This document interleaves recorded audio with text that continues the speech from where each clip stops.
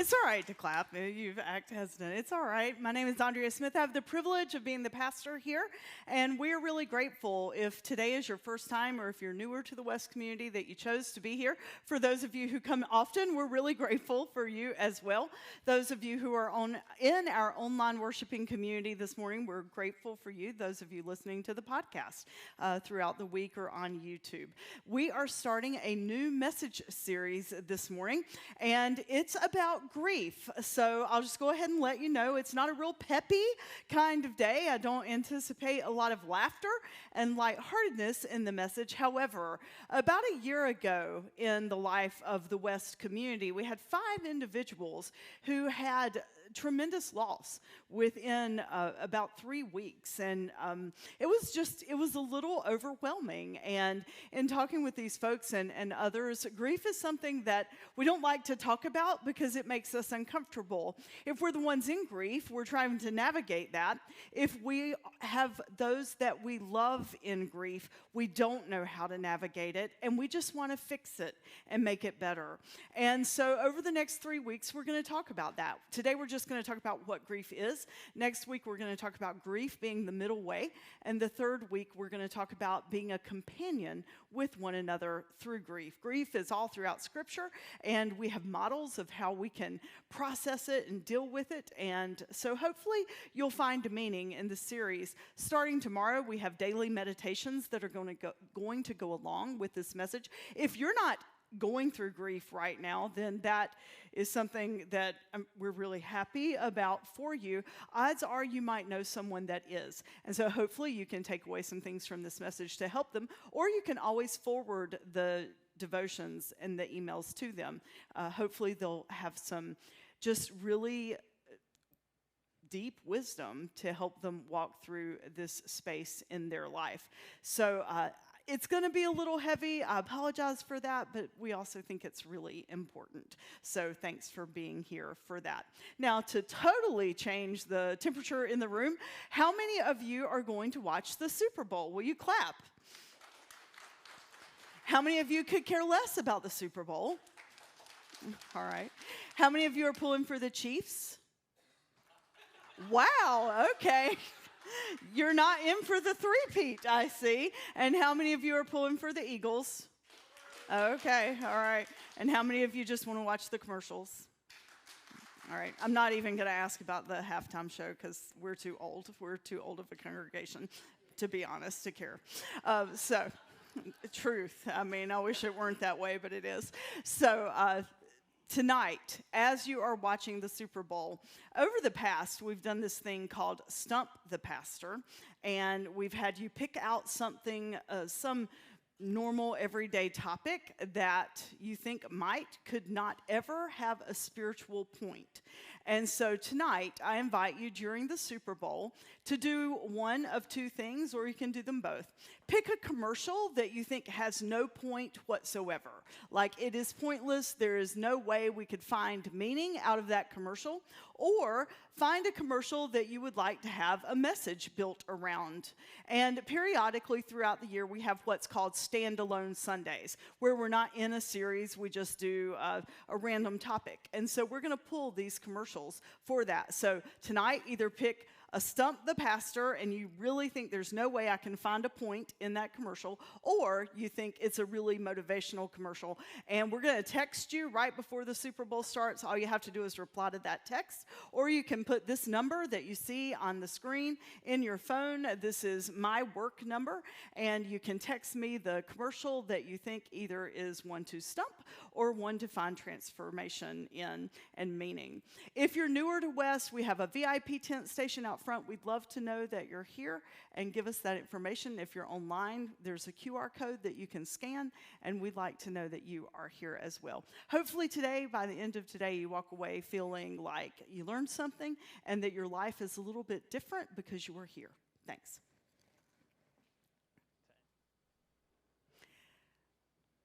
So years ago, or a year ago, some West folks were going through grief, and or friends of West folks were going through grief, and they asked someone for a good book. So someone asked me for a good book, and she found this one. and it's called It's Okay to Not Be Okay, and you just saw the author, Megan Devine. And if you know of someone going through grief, it is a phenomenal book. We're going to take some principles from that book and talk about those. We're also going to tie in some spiritual truths about grief. But the bottom line is, at some point in our journey, we will all experience it. And again, it's heavy. I wish that it weren't, but it's so important. Years ago, I was starting a type of therapy called EMDR. I am no stranger to grief. My mother died when I was 9. My grandmother, who became my caregiver alongside my father, died 7 years later, and that was like experiencing the death of a mom all over again. And then later on in life, my marriage ended unexpectedly, and at the same time that my father died. And so I am no stranger to grief. I decided that I had seen such transformation, and Dawn has spoken of this, so I don't think she would mind me saying this, through Dawn, and she shared her testimony about that several years ago through the therapy, EMDR, that I would try it. And so I sat there, and it was virtual, and it's a type of therapy that you go through, and it helps you remap your thought processes, like deal with the triggers that happen and really get to the root of those, and then reframe and reprogram your whole brain. We've done the Chimp Brain series a year ago, and it talks a lot about that. So I was going to do EMDR, and I sat down with the therapist, and she said, okay, tell me a little bit about you. And so I did, and I started, she wanted me to start with childhood, so I did, and I finished, and I was pretty impressed that I could actually tell the whole story in like 30 minutes. And so her first words back to me were, do you realize that you sound like you're reading a newspaper article? And I thought, well, that's an odd way to create some comfort and some warmth as a new therapist. So I was like, I really was a little taken aback. And she's like, no, really, listen. Do you understand that you just talked about like when you were born in your first formative years being without your mother figure because she was in the hospital for over a year at Duke University in 1970 receiving a pig's aorta because she needed a heart valve transplant, and back then those were very uncommon. Like, and then you talk about your childhood, then her dying, you moving, all this, and you do it like you're reading a newspaper article. That is not normal. And she said, I think in the next week, I just want you to think about that. Let's not think about EMDR. Let's not think about anything else. Think about what you have had to compartmentalize to be able to let yourself talk about that like it's reading the news. What I learned over the years of EMDR therapy is that I like to put grief in a box or a cage that Devine talks about in her book. And we all have a tendency to do that. It is the norm in our society now to just have to get over stuff. And so what we're going to talk about today is just grief, what it is, and that it is okay to not be okay. Now, the spiritual part of that goes just one step further, though. It is okay to not be okay. For however long you need to feel and process that grief. But I wouldn't be a person of faith if I said that it's okay to stay there and that you do it alone. Because we believe, as followers of the way, that there is a way to process grief. What Devine talks about in her book is that, we want and we love people that are grieving so much, we just want it to be okay. I asked permission from Lane to share her story from a mother's perspective. I've loved JT as well. But as a mom, last year when they experienced a miscarriage and were just devastated, I wanted to make it better. And I'll never forget, it was a Sunday afternoon, and Tom was traveling, and I got a text, "Do you care if we just come sit with you?" And I'm like, "Well, of course not. Please come over." And they did, and I wanted them to laugh. I wanted them to smile. I wanted them to be able to look to the future and see hope. And there just wasn't that day. There was a heaviness in the room that, as I was sitting there trying to process how I could best support them, I realized, you know what? Maybe supporting them right now is just letting them be. So as we talk about this over the next couple of weeks, that's one thing I want us to all hold on to. That when we know someone that is grieving, we don't need to fix it. And we're going to talk about this next part in a couple of weeks, but we don't need to tell them our story. That's one of the hardest parts about walking alongside someone in grief. Like when they're grieving, we want to tell them our story, hopefully to make them feel better, right? But it does not come across that way at all. And when you tell somebody else your grief story, then they, in their empathy and compassion, end up feeling like they need to help you manage your grief. So just companionship and steadiness and quiet love is what is needed. How many of you, will you clap, if you've seen the show? It's on Apple TV called Shrinking. Okay, a few of you. I don't know if you have Apple TV or not, but it's funny, but it's all the stuff that we're talking about right now. It is a show, it's 3 therapists. You see Jimmy and Paul there on the screen, and then there's one other therapist that's in the practice together. Her name is Gabby, and they are dealing with grief. Everybody's dealing with some grief in one way or another, and we're going to actually look at this show a little more deeply next week. But the bottom line is they're all trying to figure out their grief. And it gives us a glimpse into what our lives and our processes look like when we try to do the same thing. Take a look at this quick clip. Sorry, I don't know what's up with the lights today. But I'm not going to talk till there's light because that feels really, really bizarre. So this show makes it funny. But the truth is, like this therapist, Jimmy, his wife has died suddenly, and all he's done is repress his grief.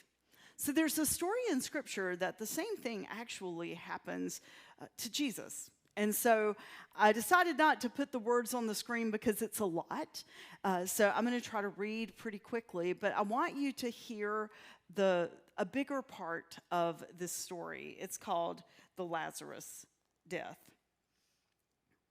When Jesus finally got to the town, he had been notified several days before that Lazarus was sick. He found Lazarus already 4 days dead. The town of Bethany was near Jerusalem, only a couple of miles away, and many of the Jews were visiting Mary and Martha, sympathizing with them over their brother. Martha heard Jesus was coming and went out to meet him. Mary remained in the house. Now keep in mind, this is the same Mary that had anointed Jesus' feet with oil. Very, very close and dear friends, like family. Martha said, "Master, if you had been here, my brother wouldn't have died. Even now, I know that whatever you ask God will give you." And Jesus said, "Your brother will be raised up." Martha replied, "I know that he will be raised up in the resurrection at the end of time." "You don't have to wait for the end," Jesus said. "I am right now. I am right now resurrection and life. The one who believes in me, even though he or she dies, will live. And everyone who lives believing in me does not ultimately die at all. Do you believe this?" "Yes, Master. All along I've believed that you are the Messiah, the Son of God, who comes into the world." After saying this, she went to her sister Mary and whispered in her ear, "The teacher is here, and he is asking for you." The moment that she heard that, she jumped up and ran out to him. Jesus had not yet entered the town, but was still at the place where Martha had met him. When her sympathizing Jewish friends saw Mary run off, they followed her, thinking she was on her way to the tomb to weep. Mary came to where Jesus was waiting, fell at his feet, saying, "Master, if only you had been here, my brother would not have died."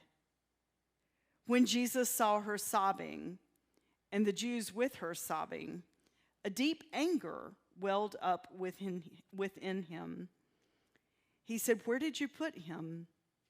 "Master, come and see," they said. Now Jesus wept. It's so interesting in that passage, like we see two very human emotions. First of all, maybe there's even three, some guilt. If you go back to the very first part of John 11 and you read, you see that they came to Jesus and they're like, "Hey, Lazarus is sick." And he did not immediately rush to be by his side. And then he gets there and he sees the pain and anger wells up within him. When you're grieving, anger is a real thing. And it's not something you need to try to repress.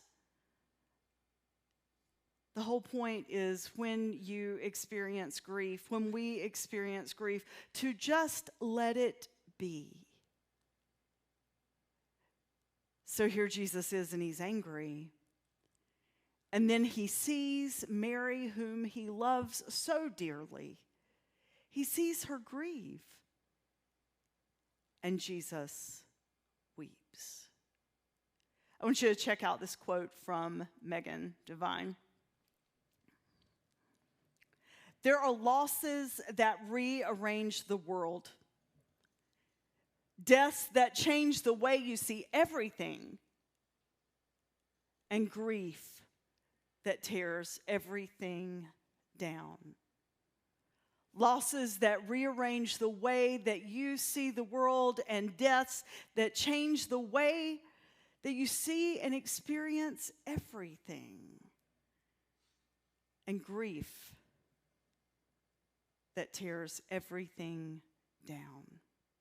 Do you know, in our culture and in our society, there's two different camps or thoughts of how we deal with grief. There's the psychological way, and then it becomes a medical condition if it moves into depression.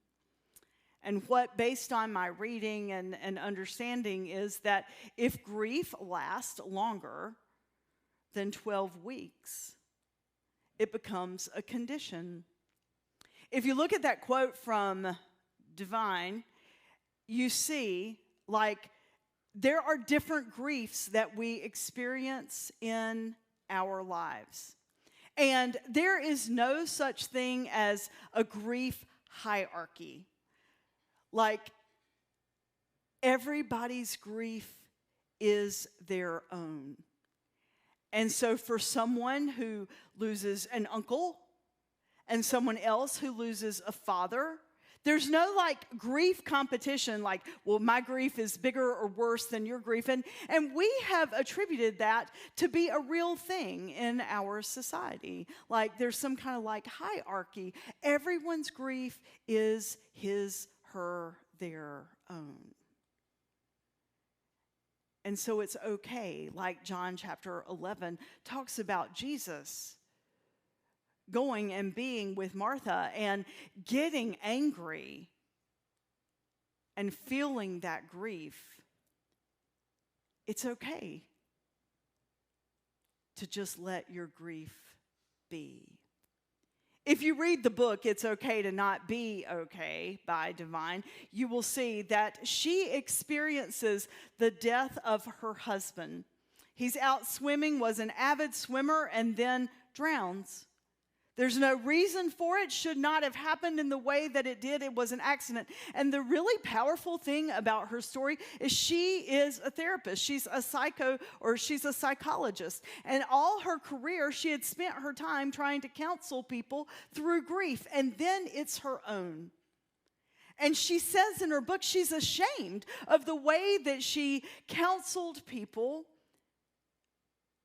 Because she would be like in that thought of you only have this long to be in this space, and then you need to move on, you need to get over it, you need to process it, and you need to find a safe space that you can continue in your world and a new normal. And she has always been of that mindset until it's hers. And then she talks about how there are days that she just does not want to get out of bed, and then feels guilty because she feels that way. Check out this quote. "Not all deaths are created equal, and neither is the grief that follows them." Think about that for just a second. Not all deaths are created equal, and neither is the grief that follows them. Every language of loss, every loss has its own language, and no two losses are the same. Even if they're within your own world, no two losses are the same. I was 9 years old when my mother died, so I processed that grief as a 9-year-old, which was absolutely, I didn't. And then when my grandmother died 7 years later, it completely shattered my world. Because whatever grief I had not processed as a 9-year-old got attached to the death of my grandmother when I was 15, and you want to talk about shattering a world. It did. Every language of loss requires its own translation. And these are really important things. Every language of loss requires its own translation. And guess whose translation that is? It is yours. It's not anybody else to tell you how you should feel or what you should be doing or feeling. Every language of loss requires its own approach. And you get to approach it the way that you want to. And every language of loss requires and needs its own space to be heard. That's why I told you, if someone that you know is going through grief, the absolute worst thing, and I've done it, I still do it, and I know not to do it, but the worst thing we could do is talk to someone who's grieving about our grief. Well, let me tell you about the time that my mom died. Or let me tell you about the time that I got divorced. It's so easy because we want to empathize, but in doing so, that is the last thing, that there is no empathy in that. When people are grieving, just give them the space to be heard. And then remind them that they're not alone. As followers of Christ and believers in the resurrection, and we could unpack this chapter in John chapter 11 so much. Like Jesus, did you notice that when he realizes that Lazarus is dead, he says, and they start talking about the resurrection, he says, "I am." And when we look at that phrase that Jesus refers to himself as, we trace it back to the Hebrew scriptures when Moses, one of the early Israelite fathers of faith, was encountering God in a mystical, supernatural way, and God reveals God's self to Moses. He's known as I am. And so it isn't accidental at all that Jesus says, I am. And then he talks about, I am the resurrection, and I am life. Now, keep in mind, during these words, they have no idea of all that's going to happen. But he gives them this pathway to life. And it's in that pathway that we can cling to and hold on to. The worst things are not the last things. But Jesus says, I am resurrection, I am life. If you believe in me, You will not die. In Psalms, there's a verse that talks about how beautiful the love of God is when we're walking through things that are tragic and bring us grief. You keep track of all of my sorrows. You have collected all my tears in your bottle, and you have recorded every one in your book. All that's a beautiful metaphor. I mean, picture the tears that we shed being collected by this presence of love. What a beautiful image to let us know that we are not alone. There's a chapter in Divine's book about God, and we'll dive into that a little more next week.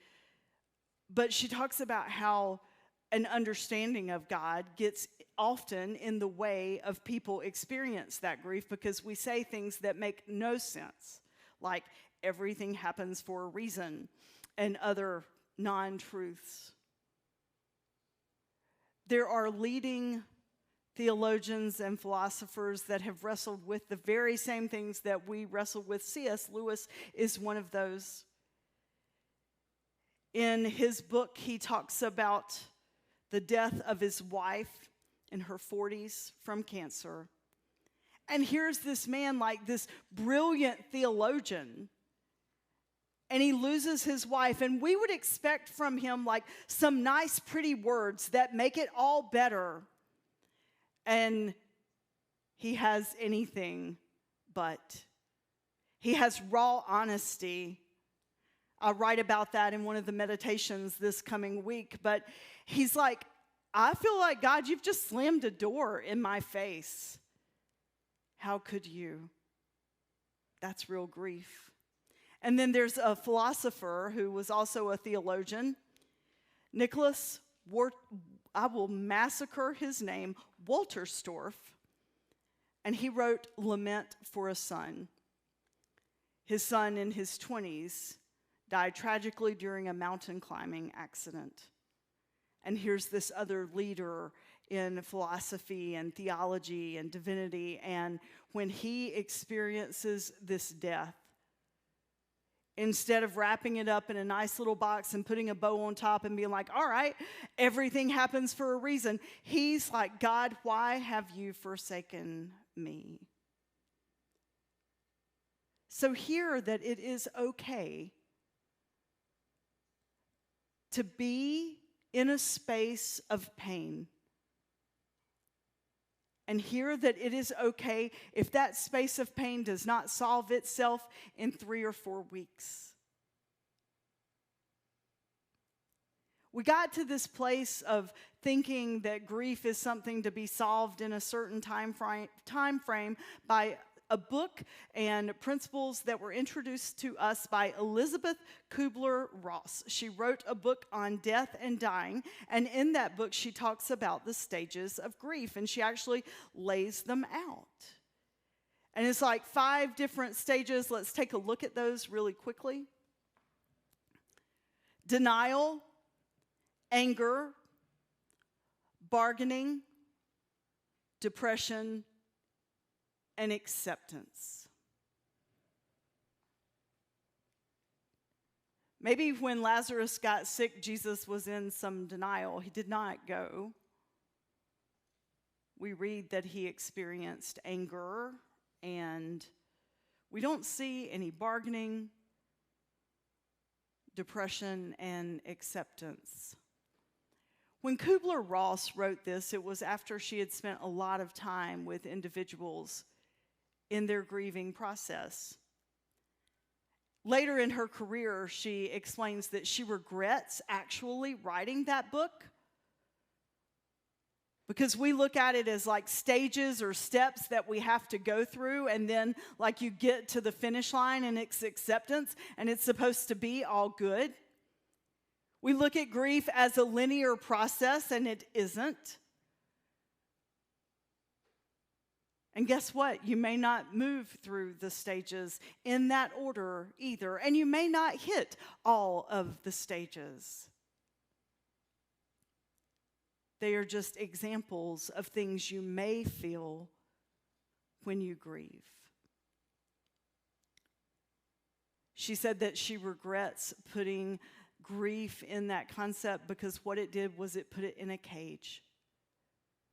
And grief is anything but something that needs to be put in a cage. It is something that needs to be allowed to have the space and the language that it needs to have for the person who is going through it. And one of the most beautiful things I've read in all of this is that the degree of grief is attached to the depth of the love. Think about that. The degree of grief is attached to the depth of the love. So if you're not over it yet, it doesn't mean you're messed up. It doesn't mean you're mentally ill. It means that you loved that person. Now, there are things such as depression, clinical depression, and when we get out of kilter in ourselves and we cannot process it, it's chemical imbalance, then we need to get help. And that is when you go to a therapist, you go to your doctor, we go to our doctors, and we tell them we are wrestling and we need some help, and that is absolutely nothing to be ashamed of. But remember, it's okay to not be okay.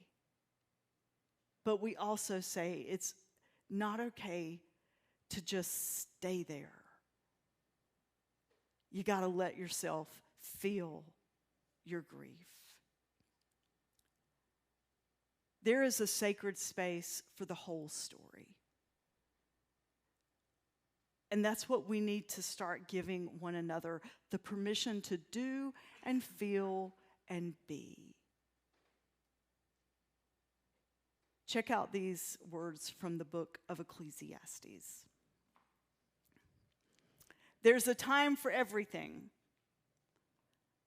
There's a time to weep and a time to laugh, a time to mourn and a time to dance. The first time I preached that passage 30 years ago, afterward my pastor said, "Well, that was a great delivery, but you're Presbyterian." And I said, "What do you mean?" And he said, "Well, you just gave a sermon that was Presbyterian because you basically just took away free will." I was so naive and so young, and I didn't understand the concept of God and free will. I'd grown up Baptist, so I thought everything did happen for a reason, and I was like deconstructing that, and I didn't even know it. But that passage in Ecclesiastes, and it's a whole chapter, it's a beautiful, beautiful passage. It gives us the permission to know that there is a time and a space for grief. And if we don't let ourselves feel that, there's no way we will ever heal. Something that I read caused me to come up with these words. Our wounds, those wounds, they are always going to remain. But because we believe in the healing presence of a resurrection, those wounds can become holy. So I think Divine's work is powerful, and it's okay to not be okay, but let that sadness and that loss and that pain be carried and let it be holy. Take a look at this video. When Lane and JT found out they were going to have a baby, we were so excited. And I know, like, I joke about being a Mimi, but I really was excited because they were excited. And right up until the time that she called me after that first doctor's appointment, I prayed passionately, "God, please let this be okay. And the crazy irony of timing is that Tom's dad had become suddenly ill, and we were trying to navigate that death and dying process. And then I got a phone call from Lane. And it's just one of those calls that when it comes, it's like a knife in your gut because she's weeping. And she's like, they can't find a heartbeat. And I was not there, not that I could have made anything better, but like all I knew to do was pray. So, and she doesn't even know all this, but I went in a quiet space in Tom's dad's home, and I pray all the time. I believe that conversation with the divine, with God, is continual and constant. And so I don't make a special act of praying because I probably get on God's nerves. I talk to God so much. But I went in a space, and Adam Hamilton, that I respect infinitely, the pastor of Church of the Resurrection, talks about how he kneels. And I've watched Dawn, who teaches and leads our yoga church. When she prays with her hands open to receive the presence of the divine. So I thought, let's give it a shot. So I knelt in that space. And there's something humbling about kneeling. And I turned my hands open. I'm like, dude, which I call God dude. God's not a dude, but that's my language. Please, if there is any other way, let it not be this way. I love her so much. I love JT so much. They want this. And in my mind, all I could hear was, thy will be done. Thy will be done. And so that's where theology and faith gets really complicated. And I would be arrogant and assuming if I told you that I understood it, because I don't.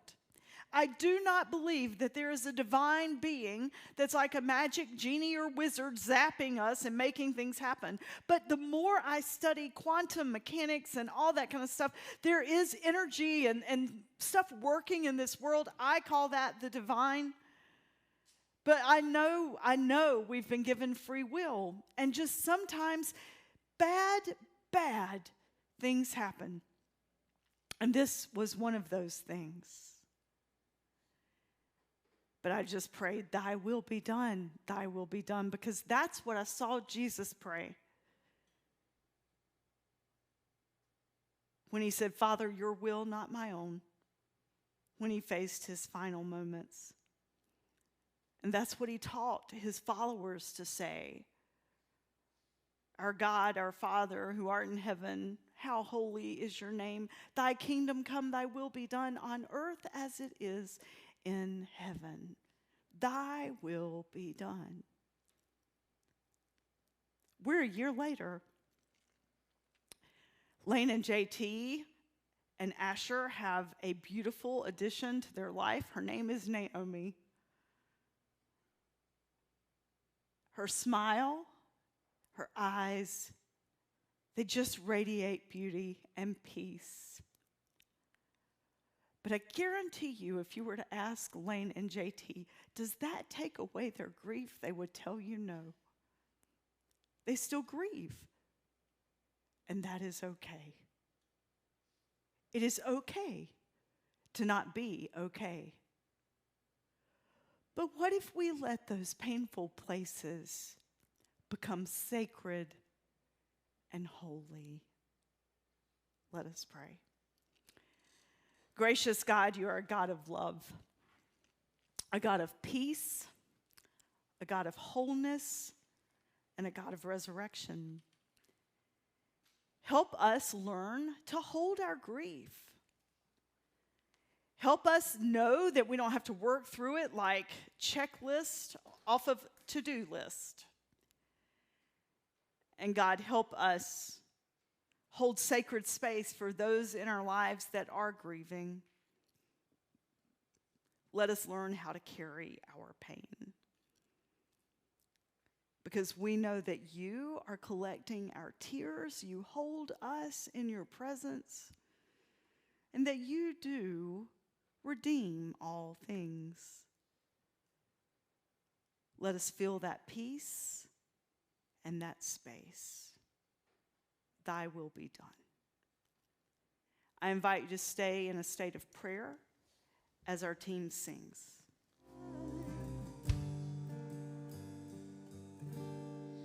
I know you see me. I know you hear me, Lord. So please stand for our closing. I want you to leave with this idea. Love doesn't end. It just changes shape. Love doesn't end. It just changes shape. May you hold, if you have grief, hold and carry your grief. And may those wounds become holy. Go in peace.